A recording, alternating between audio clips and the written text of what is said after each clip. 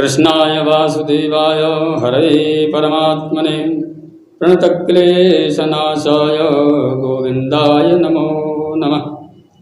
सर्वप्रथम तो मैं आज आपको इस समर्थ भारत न्यूज की जो टीम है उनको बहुत बहुत शुभकामना देता हूं और बधाई देता हूं। देखिए, हमारी और आपकी बहुत दिनों से वार्ता हो रही थी कि आप एक दिन स्टूडियो में आइए, आप वहाँ देखिएगा। और वास्तविक जब प्रभु की इच्छा होती है व्यक्ति का जाना तभी हो पाता है। आज मैं आपके स्टूडियो में आया, मुझे बड़ा अच्छा लगा, कितना बढ़िया सुंदर व्यवस्था आप लोगों ने कर रखी है यहाँ पे। और इस स्टूडियो में मैं अन्य सभी जो हिंदू धर्म को मानने वाले हैं, मैं तो अपनी ही बात करूँगा, और जितने सनातन धर्मी वाले हैं वो एक बार स्टूडियो में अवश्य आएँ और आपके चैनल के माध्यम से अपनी बात को रखें, समस्त सनातन धर्म प्रेमियों को अपनी बातों से अवगत कराएं। ये जो कार्तिक का महीना है ये बड़ा पवित्र महीना बताया गया है। ये भगवान कृष्ण को, विष्णु जी को अति प्रिय मास है। इस मास में मैंने अभी अपने YouTube चैनल पे भी हमने बताया था, हमारा भी YouTube चैनल चल रहा है महाराज ओम जी वैदिक के नाम से। मैं आपके चैनल के माध्यम से लोगों को अवगत कराना चाहता हूँ, ये जो प्रिय महीना भगवान विष्णु का है, इसमें जो देवोत्थान, देखिए इसको कई भाषा में बोला जाता है, कहीं देव उठने बोलते हैं, कहीं देवोत्थान बोलते हैं, अलग अलग भाषाओं में इसको बोला जाता है। वास्तविक इसको देवोत्थान कहते हैं, देवता उस दिन उठते हैं, ये शास्त्र कहीं ना कहीं लिखा हुआ है। लेकिन मैंने एक बार ऐसा सुना था अपने गुरु जी मुख से कि देवता कभी सोते नहीं हैं। यदि देवता सो जाएंगे तो समस्त विश्व ही सो जाएगा, संसार ही सो जाएगा। एक बार जब भगवान बावन ने राजा बलि के यहाँ जाकर के राजा बलि की समस्त संपत्ति को ग्रहण किया, उसके बाद भगवान ने कहा कि भैया कुछ वरदान मांगो, तुम्हें क्या चाहिए कि मैं तुमसे अति प्रसन्न हूँ। तो राजा बलि ने कहा कि महाराज मेरी एक ही इच्छा है कि आपने कहा है कि सुतल लोक में चले जाओ और मैं सुतल लोक में चला जाऊंगा। प्रभु एक इच्छा है कि मैं जिस दरवाजे से निकलूं वहीं पर आपके दर्शन प्राप्त हो जाए।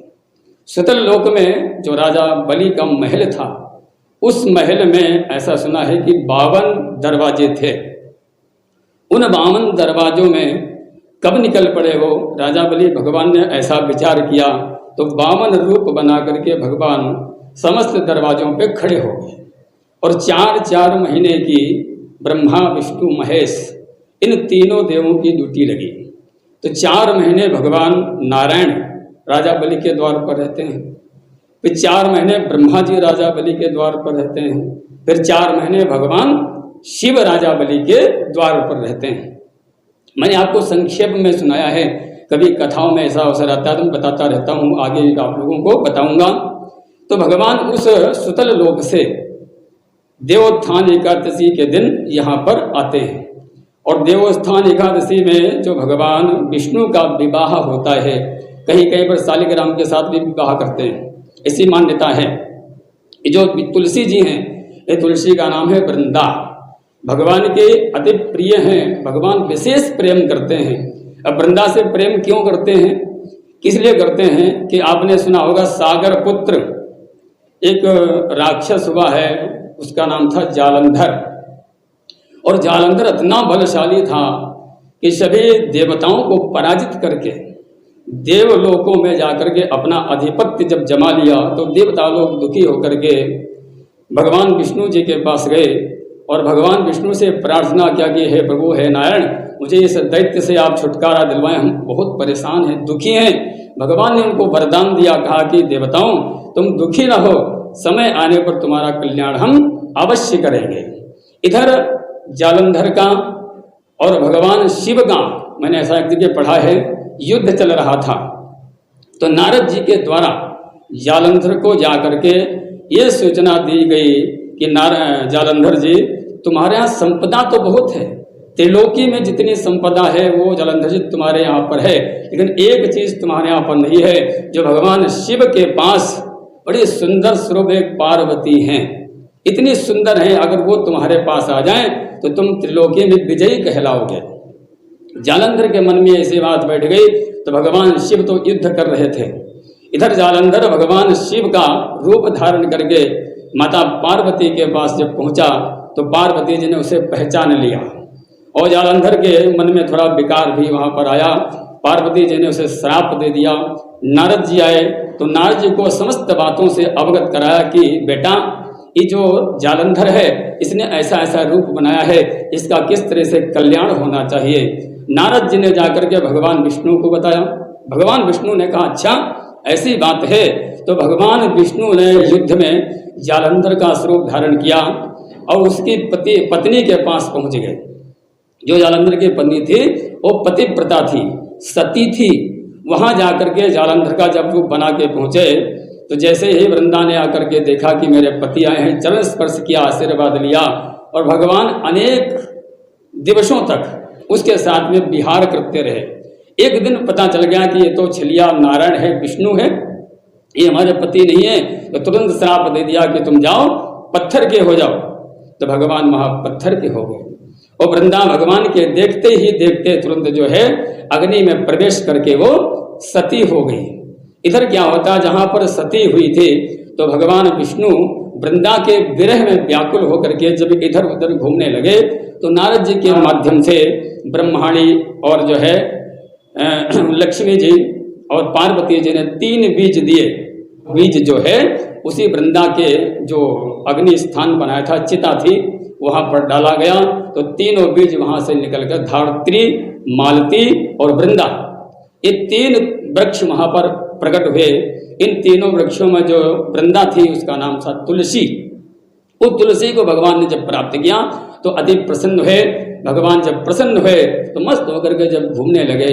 इधर क्या होता है कि जब देवताओं ने विश्राम किया, भगवान विष्णु ने विश्राम किया, तो जो एकादशी आ रही है, इस एकादशी पे भगवान का जागरण होता है। जब जागरण होता है तो इनका विवाह बताया गया है। भगवान विष्णु जी के साथ अथवा शालिग्राम जी के साथ आप कर सकते हैं। और एक निवेदन मैं आपके चरण के माध्यम से और करना चाहता हूं कि जिनके परिवार में कन्या ना हो, जिनके यहाँ बेटी ना हो, वो इस कार्य को अवश्य करें। कैसे करना चाहिए? पहला नियम तो यह है कि जो भी 1 तोला, आधा तोला, 2 तोला, 3 तोले सोने की व्यवस्था हो सकती है, उस सोने से भगवान नारायण की मूर्ति का निर्माण करें। यदि ये भी व्यवस्था नहीं है तो आप शालिग्राम की छोटी सी बटिया आती, बड़ी शक्ति होती शालिग्राम में, उसको ला के पूजन करें, भगवान विष्णु का उसमें आवाहन करें, उनकी प्रतिष्ठा हो जाएगी। उन्हीं शालिग्राम जी के साथ में भगवान विष्णु का विवाह, जैसे बेटी का विवाह धूमधाम से करते हैं, आचमन, पाद्य, अर्घ्य, बिस्तर आदि, मधुपर्क आदि देते हैं, उसी तरह से भगवान विष्णु को भी प्रदान करें। और अंत में माता तुलसी के पास भगवान विष्णु को स्थापित करके उनकी परिक्रमा करें और भगवान से कहें कि हे प्रभु, ये तो नारायणी, ये तुलसी जो है आपकी सदा थी और मैं बेटी स्वरूप मान करके मैं आपको ही इसको जो प्रदान करता हूँ, इसको आप स्वीकार कीजिए। जिनके घर में बेटी ना हो वो इस कार्य को अवश्य करें। और जब इस कार्य को करेंगे तो जैसे बेटी के विवाह में फल प्राप्त होता है, उसी तरह से हमें भी फल प्राप्त होगा। आपके चरण के माध्यम से सभी को मैं एकादशी की बहुत बहुत शुभकामना देता हूँ और आपको भी शुभकामना देता हूँ कि आज आपने स्टूडियो में निमंत्रण दिया, मैं इसमें आया। आपकी बड़ी सुंदर व्यवस्था है यहाँ देखी। मैं अब मेरा मन करता है कि मैं हर सप्ताह आपके पास आया करूँ। अगर भगवान ने चाहा तो ऐसा हमारा आपका साक्षात्कार होता रहेगा। एक मैंने और बात अभी आज देखी है, मैं आपका चैनल देख रहा था, आपका यूट्यूब चैनल जब देखा तो आपके यूट्यूब चैनल पे आपके 5000 सब्सक्राइबर हुए। तो मैं आपको शुभकामना देता हूँ, आशीर्वाद देता हूँ। और जो लोग इस चैनल से जुड़े हुए हैं, सब्सक्राइब बढ़ा रहे हैं, निरंतर देखते रहते हैं, उन्हें भी शुभ आशीर्वाद देता हूँ कि ऐसे ही आप इनका सहयोग करते रहें और ये आपका उत्थान करते रहें। जैसे मैं आचार्यों से निवेदन करता हूँ कि अपने हिंदू सनातन धर्म को आगे बढ़ाना हम चाहते हैं तो इस स्टूडियो में अवश्य आएं और अपने वक्तव्य इस चैनल के माध्यम से आप देते रहें और समस्त संसार वासियों का कल्याण करते रहें। जय जय श्री राधे।